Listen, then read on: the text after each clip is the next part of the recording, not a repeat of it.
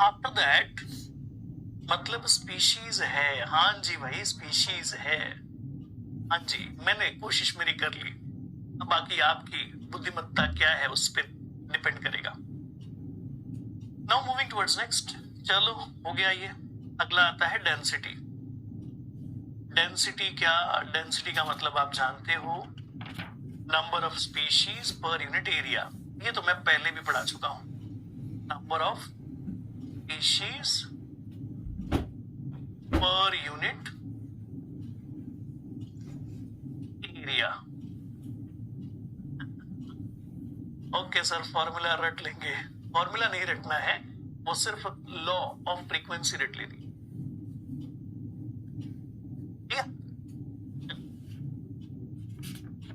तो डेंसिटी कैसे कैलकुलेट करें? डेंसिटी और फ्रीक्वेंसी में फर्क क्या? तो फ्रीक्वेंसी में तो हम ये जानना चाहते हैं ना कि वो कितना फ्रीक्वेंटली दिख रहा है, but if we're talking about the density, then the things are changed, the things are different. Density calculate करने के लिए बात ही बदल जाती है। इसका फॉर्मूला क्या करोगे? Species density is equal to total number of species found in samples या क्वाड्रेट्स, है ना, divided by total quadrat area studied, है ना।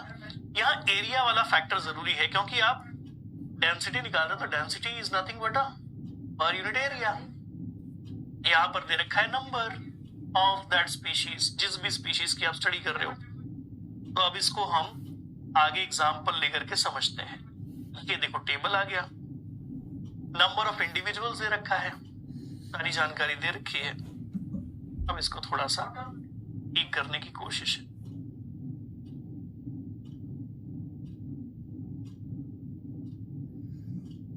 हाँ जी, चलो शुरू हो जाओ।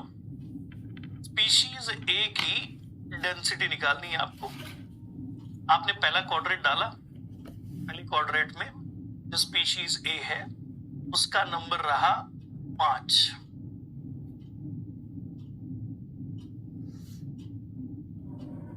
शाबाश शाबाश।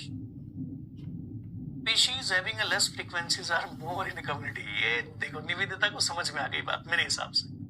जिनकी फ्रीक्वेंसीज कम होती है ऐसे लोग ज्यादा होते हैं। वाह, बात समझ में आ गई। फ्रीक्वेंसी में सिर्फ ये देखना है कि वो है कि नहीं है। Very good very good.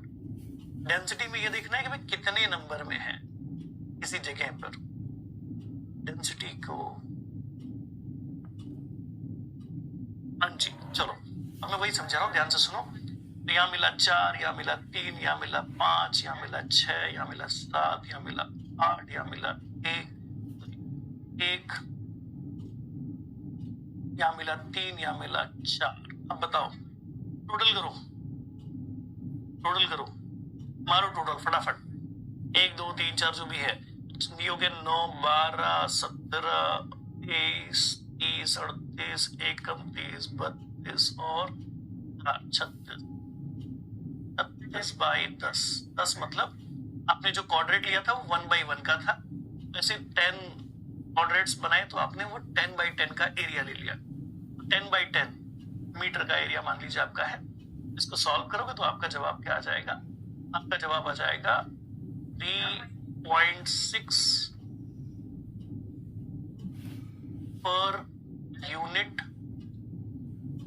Area. 46 आया क्या? अच्छा, तो 9, फिर ये हो गया 12, 12 के बाद 17, 17 के बाद 23, 23 के बाद 30। हाँ बेटा 42 आएगा। मैथमेटिक्स में थोड़ी सी गड़बड़ी रह सकती है।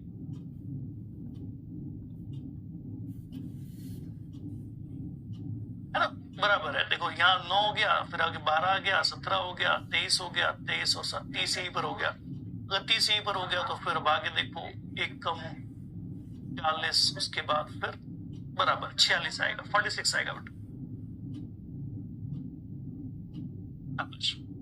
अच्छा बी का निकालो डेंसिटी, बी का निकाल के बताओ, बी की डेंसिटी निकाल करके बताओ फटाफट, बी की डेंसिटी निकालो। ये देखो यहां पर दे रखा है 10, यहां पर दे रखा है 11, यहां पर दे रखा है, ऐसे ही कुछ तो एक आ जाएगा। 9, 5, 6, 7, 8, फिर से 9, फिर से 10, फिर से 10। हाँ जी बताओ कितना आएगा टोटल, मारो। 21, 30, उसके बाद फिर 40, 41, 48, 48 और ये हो गया 56, 56 में 65, 65 और 85, ये 85 हो जाएगा क्या, चेक करो। 85/10 होगा क्या, वेरीफाई करो। बस 8.5 पर यूनिट एरिया, ऐसे निकालते हैं डेंसिटी, ऐसे निकालते हैं डेंसिटी। डेंसिटी समझ में आ गई, ठीक है। चलो डेंसिटी समझ में आ गई, तो अगला सैंपल है अबंडेंस।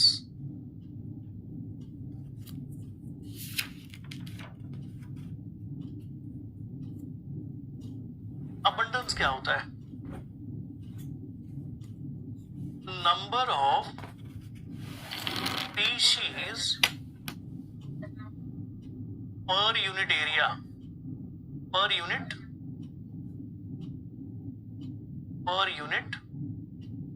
Habitable area. जो भी हैबिटेबल एरिया है उसके अंदर, हैबिटेबल एरिया से हमारा बड़ा सिंपल सा मीनिंग है रहने लायक जगह। अब ये कैसे करेंगे, इसका फॉर्मूला क्या होगा, abundance is equal to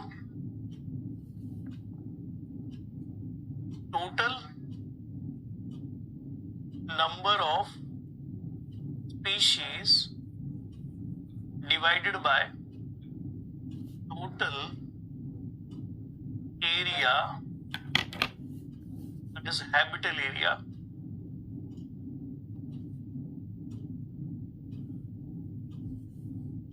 ठीक है। अब करना क्या है, अबंडेंस कैसे समझाऊं मैं, अबंडेंस के लिए कलर चेंज कर रहा हूं। मान लीजिए स्पीशीज सी है, स्पीशीज सी, जी जी आदम जी, अब हम उसी पे आ रहे हैं। मान लीजिए किसी में आपको मिला 5, किसी में मिला 4, किसी में मिला 6, किसी में मिला 0, फिर किसी में मिला 2, किसी में मिला 3, किसी में मिला 4, किसी में मिला 5, किसी में मिला 6, किसी में मिला 7। अब बताओ इस केस में जो डेंसिटी निकालोगे, डेंसिटी तो आप काउंट करोगे सभी को, डेंसिटी निकालोगे तो सभी को काउंट करोगे, लेकिन अब आप निकाल रहे हो अबंडेंस। अबंडेंस निकालने के दौरान आप यहां पर पहले तो करिए टोटल, ये 10, 15, 15, 20, 20, उसके बाद फिर 25, 25, उसके बाद फिर हो गया 35, 35 और 7 हो गए 42, ये 42 आ गया, 42/10 है ना। लेकिन अब यहाँ पर 10 नहीं लेना है, 10 की बजाय क्या लेना है, 9। 9 क्यों लोगे, क्योंकि जिस जगह वो मिला ही नहीं उस एरिया को काउंट भी नहीं करना है। हाँ जी, जिस एरिया में मिला ही नहीं उस एरिया को काउंट भी नहीं करना है, तो वो एरिया छोड़ दो। तो अब क्या हो गया आंसर, देखो अब आंसर निकालो, सॉल्व करके बताओ। हैबिटेबल एरिया ना, जहां मिला वही देखना है, जहां नहीं मिला उसको क्यों देखना है। हाँ जी, आंसर क्या आएगा, आंसर क्या आएगा बताइए, जल्दी से जवाब दीजिए। शाबाश शाबाश प्रतीक जी, वेरी गुड, सही समझे हैं।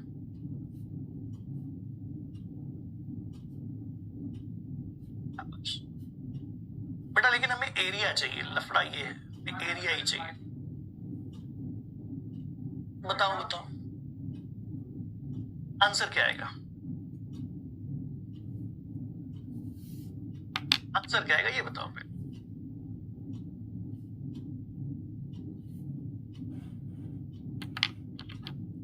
जीरो पॉइंट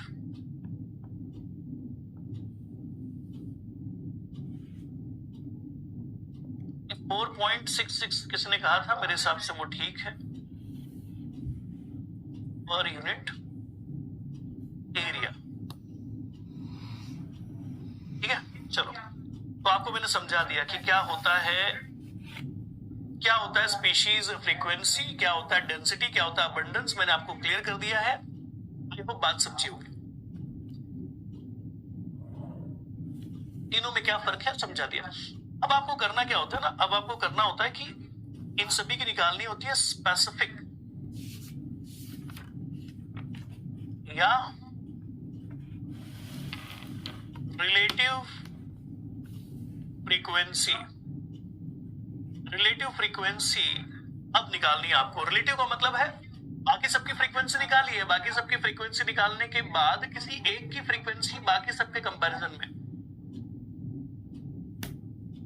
ठीक है, ओके। तो रिलेटिव फ्रीक्वेंसी का मतलब ये है। रिलेटिव फ्रीक्वेंसी एग्जैक्टली कैसे निकालोगे बेटा, बाकी सबकी फ्रीक्वेंसी आपके पास है, बाकी सबकी फ्रीक्वेंसी से किसी एक स्पीशीज की फ्रीक्वेंसी को कंपेयर करोगे। चलो तो हमें क्या करना है, सपोज हमें किसी स्पीशीज की फ्रीक्वेंसी निकालनी है। Relative frequency of a particular species, किसी भी पर्टिकुलर स्पीशीज की फ्रीक्वेंसी आपको निकालनी है, divided by the total frequency of all the species. ठीक है, आंसर परसेंटेज में चाहिए तो मल्टीप्लाई विद 100 कर देना, बात खत्म है। जहां पे 0 है वो वाला भी लिया तो कोई नंबर होता तो डेंसिटी n और अबंडेंस सेम होगी। देखो बेटा ये तो बात ऐसी है कि हमने यहाँ पर क्या सिचुएशन दे रखी है, अगर हर तरफ आप देख रहे हो वो स्पीशीज मिल रहे हैं, इसका मतलब वो सारा एरिया उसका हैबिटेबल एरिया ही है। तो now in this case it is more accurately abundance, इसको अबंडेंस कहो, डेंसिटी कहना ठीक ही नहीं है। अभी अबंडेंस ही है, इसको डेंसिटी कह करके कंफ्यूज ही नहीं करेंगे। हाँ, लेकिन आपने ये देखा कि कई सारे सैंपल में कुछ सैंपल्स में नहीं मिला है। आप एक जनरलाइज वे में टोटल एरिया ले रहे हो, अब इसको डेंसिटी कह देना चाहिए, जो कि उतनी भी ज्यादा प्योर नहीं है, प्रूव्ड डेंसिटी कह देते हो उसको, है ना, धरती। ठीक है बेटा, तो रिलेटिव फ्रीक्वेंसी निकालो, उसके बाद रिलेटिव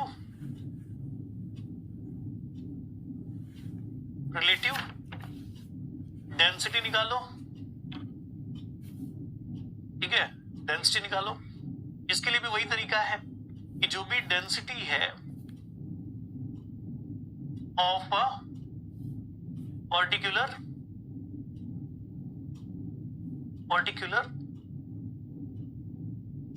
स्पीशीज, जिस भी स्पीशीज की आप डेंसिटी निकाल रहे हो, and we have to divide it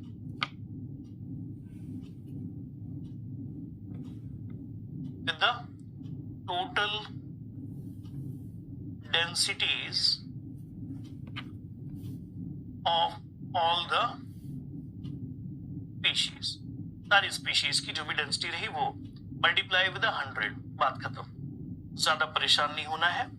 ऐसे ही अगर आपको कोई डेंसिटी के बाद अबंडेंस के बारे में पूछता है, अब अबंडेंस में भी यही करेंगे, है ना, स्पीशीज अबंडेंस।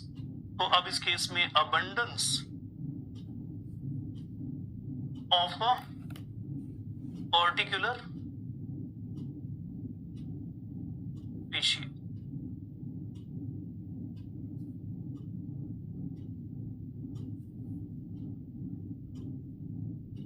और आगे टोटल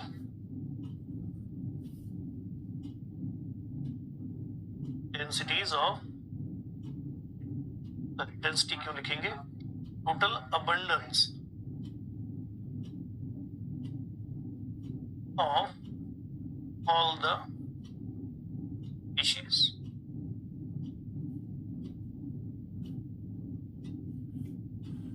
डन। ये फॉर्मूला है, ठीक है। ये फॉर्मूलाज भी फटाफट लिख लेना है, और अगर ये सब निकाल करके आपका हो